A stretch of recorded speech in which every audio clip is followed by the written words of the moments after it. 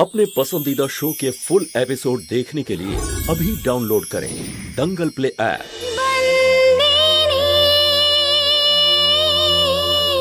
মৌলিক দাদা নমস্কার। আরে তুমি এখানে?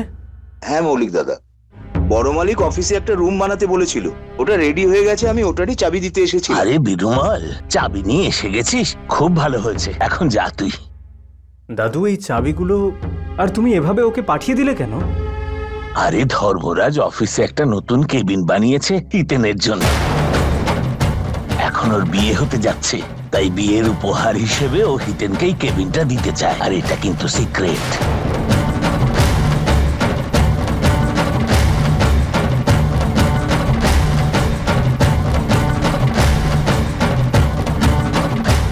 হিতেনদার জন্য অফিসে নতুন কেবিন?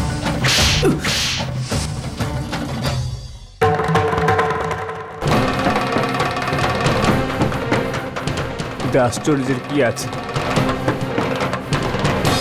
নিজের ছেলে বলে কথা,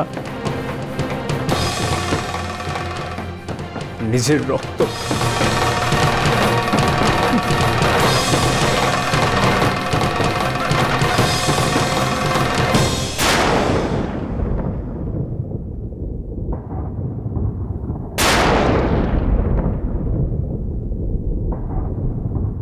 কি বলছিলিস এক্ষুনি? তুই কি বললি তুই এক্ষুনি? ভুলও তো কিছু বলিনি আমি। এইমাত্র যে তুই কথাগুলো বললি সেটা তোর নিজের কোনো রকম খারাপ কিছু বলে মনে হয়নি, তাই তো? হ্যাঁ, তুই যে কথাটা বলেছিস সেটা ভাবাও ভুল, সেটা বলা ততটাই ভুল। কি নিচু ধরনের মানসিকতা তোর, আমার ভেবেও লজ্জা লাগছে। ওই যে ওখানে তোর দাদা দাঁড়িয়ে আছে, ও যখন জানতে পারলো এই বিষয়টা, ও এসে আমাকে জানায় যে না বাবা, ওটা মৌলিককে বুঝে নিতে দাও। ও কারখানার কাজে অত্যধিক পরিশ্রম করে, ওর অধিকার রয়েছে এই কারখানার কাজে।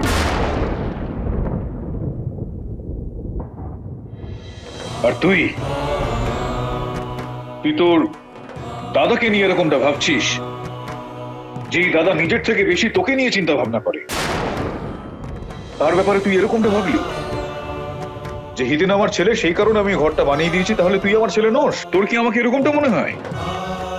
হ্যাঁ, তুই কি আমার ছেলে নোস? ভালোই হয়েছে, ভালোই হয়েছে যে আমি তোকে কখনোই এই দায়িত্বটা পালন করতে দিই। তুই জানিস কেন? কেননা তোকে এই দায়িত্ব পালন করার জন্য আমি খুব একটা যোগ্য বলে মনে করি।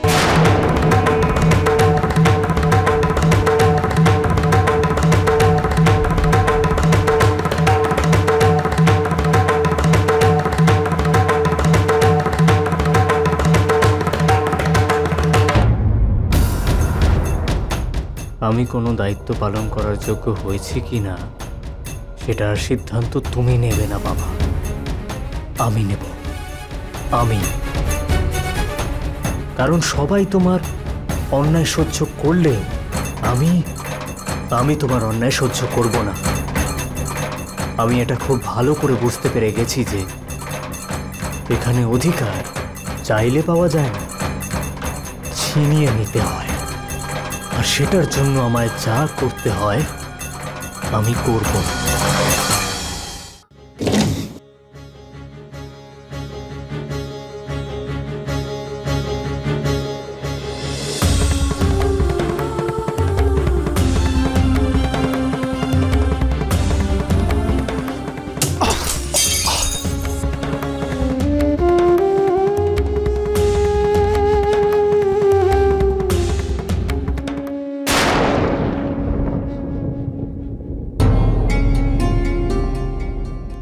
তোমার লাগলো কি করে হিতেন?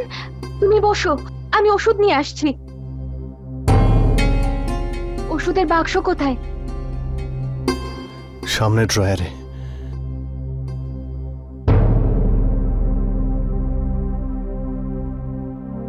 তুমিও না হিতেন, একটুতেই তুমি এত রেগে যাও কেন?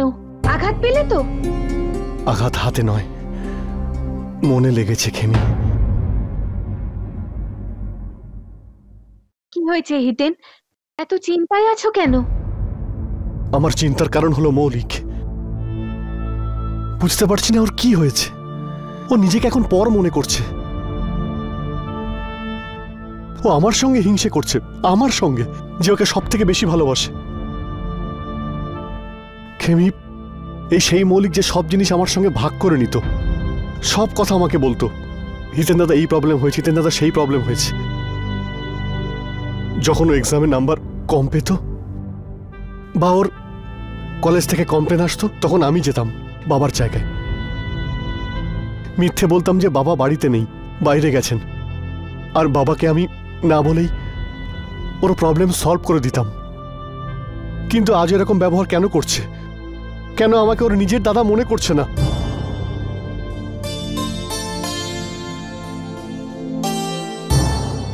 চিন্তা করো না হিতেন, সব ঠিক হয়ে যাবে।